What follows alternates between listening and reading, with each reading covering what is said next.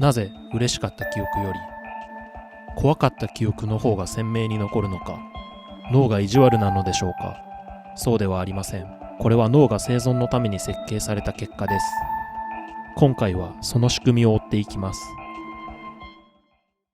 楽しかった記憶は時間とともにぼんやりしていくのに、辛かった記憶だけが何年経っても鮮明に残る。あの光景、あの匂い、あの瞬間の体の感覚、意識しようとしなくても突然蘇ってくる。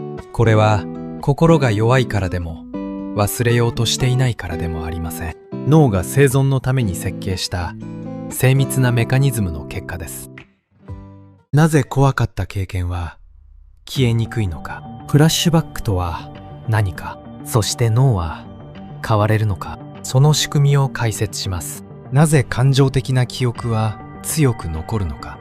その答えはノルアドレナリンという神経伝達物質にあります。強い感情体験、特に恐怖や脅威を感じた時、脳は大量のノルアドレナリンを放出します。このノルアドレナリンが扁桃体のベータ受容体に結合すると、記憶の固定化が著しく強化される。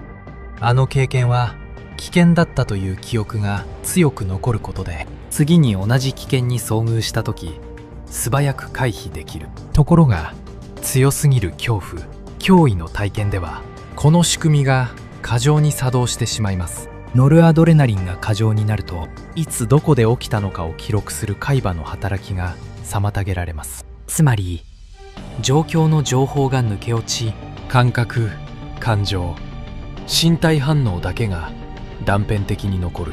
これが辛い記憶が消えにくくなる神経科学的な理由です。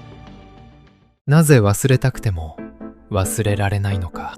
脳には3つの変化が起きています。1つ目、扁桃体の過活動。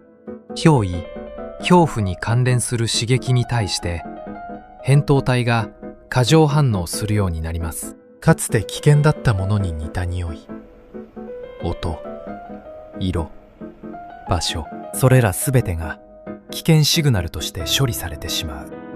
2つ目、前頭前野 VMPFC の機能低下。本来前頭前野はこれはもう安全だという新しい記憶を形成し、扁桃体の反応にブレーキをかけます。しかしトラウマ後はこの機能が低下する。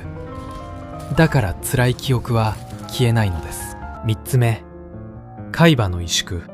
慢性的なストレスホルモンコルチゾールにより海馬が萎縮します。今は安全だと判断することが難しくなり、過去の記憶と今の現実の区別がつきにくくなります。この3つが組み合わさることでフラッシュバックという現象が生まれます。フラッシュバックは過去の記憶を思い出しているのではありません。脳にとっては今まさに起きている体験なのです。通常の記憶早期では前頭葉がこれは過去の出来事だとタグ付けします。しかしフラッシュバック中は前頭葉の機能が著しく低下し、視覚や聴覚や身体感覚を担う頭皮質が活性化する。目の前にあの光景が見え、あの匂い、あの体の感覚が戻る。トラウマ記憶は言語的、時系列的に整理されないままバラバラの感覚となって、今まさに起きていることのように蘇るのです。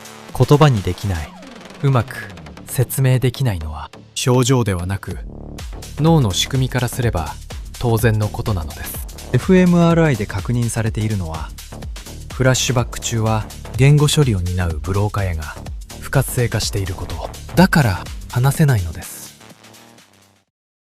フラッシュバックって経験したことないんですが、思い出して怖くなるって感じではないみたいなんですね。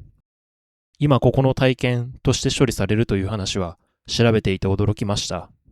心が弱いから忘れられないじゃなくて脳の仕組みなんですね。後半はなぜ恐怖が消えにくいのかと、世界最前線の治療、そして脳が回復できる可能性の話をします。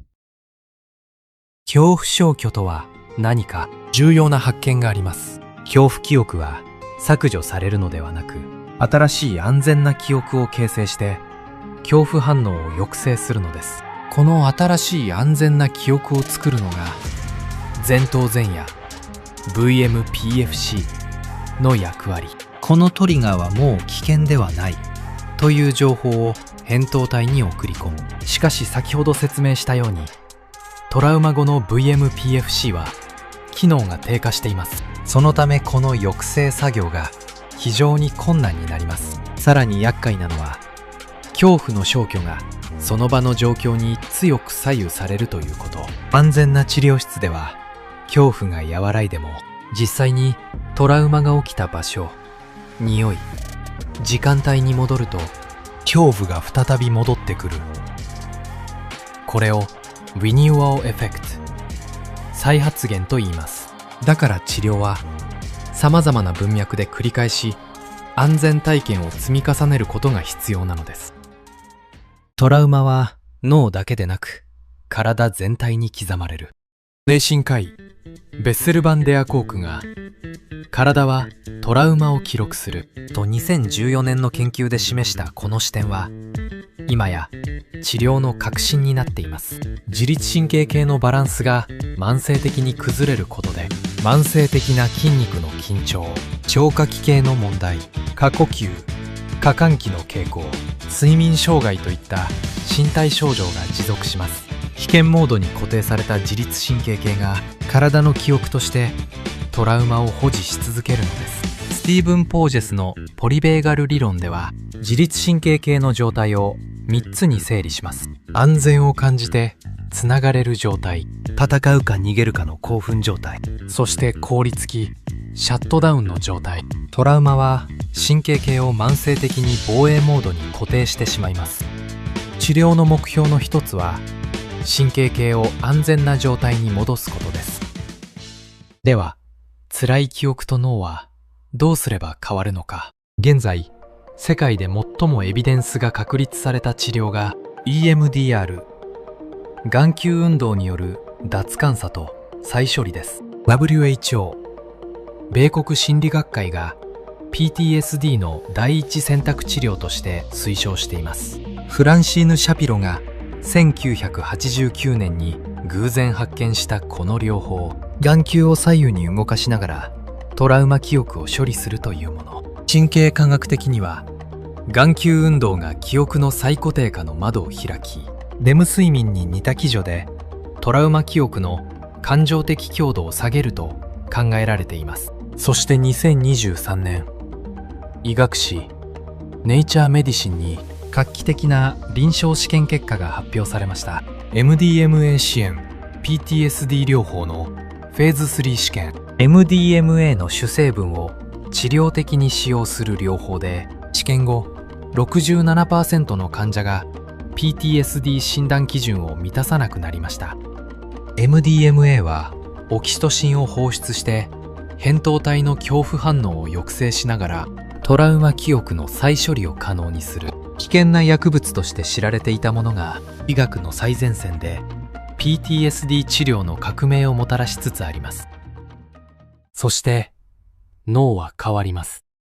PTSD によって起きた脳の変化は適切な治療により回復しうることが世界中の研究で示されています。2003年のバーメッテン研究、治療後萎縮していた海馬の体積が約 5% 回復した。認知行動療法 CBT 後の fMRI 研究では低下していた VMPFC の活動が正常化し、扁桃体の過剰反応が健常者に近いレベルまで下がることが確認されています。